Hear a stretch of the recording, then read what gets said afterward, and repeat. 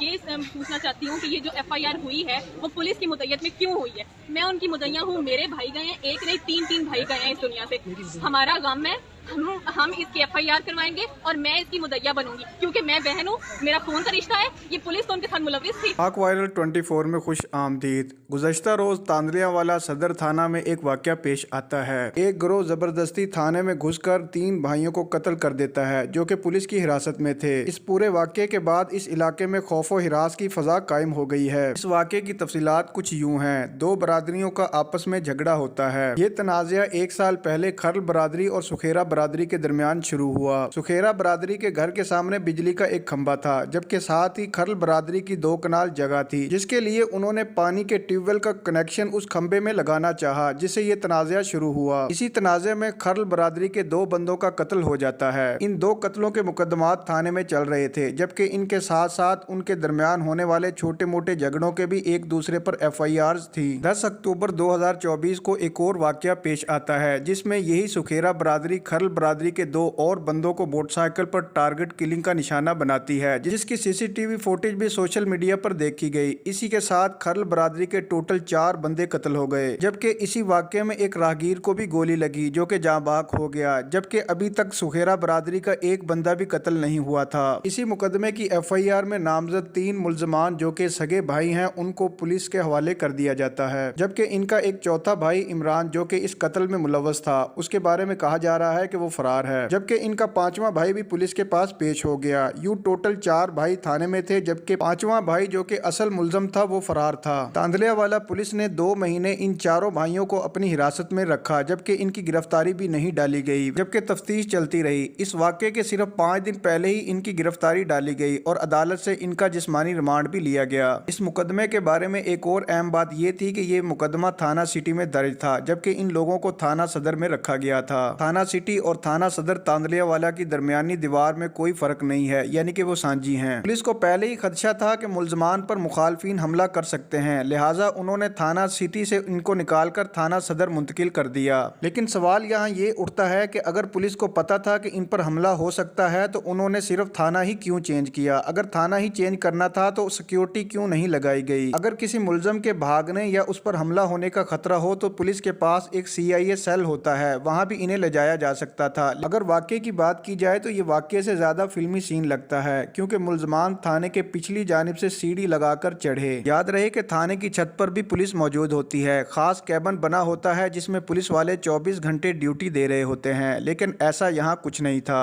ملزمان آسانی سے تھانے میں داخل ہو گئے، کسی نے کوئی مزاحمت نہیں کی، جبکہ پولیس یہ کلیم کرتی ہے کہ سیکیورٹی پر موجود سنتری نے فائرنگ کی، لیکن فائرنگ سے ایک بھی ملزمان کو کوئی گولی نہیں لگی، جبکہ ملزمان کی طرف سے جو فائرنگ ہوتی ہے اس میں یہ 3 سگے بھائی قتل ہو جاتے ہیں، جبکہ چوتھا بھائی زخمی ہوتا ہے۔ اس کے علاوہ کسی پولیس اہلکار کو گولی نہیں لگتی اور نہ ہی ان حملہ آوروں میں سے کسی کو گولی لگتی ہے، جبکہ قتل کرنے کے بعد یہ لوگ تھانے کا مین گیٹ کھول کر باہر نکلے۔ دوستو، اگر ویڈیو پسند آئی ہو تو لائک اور شیئر کرنا مت بھولیے گا۔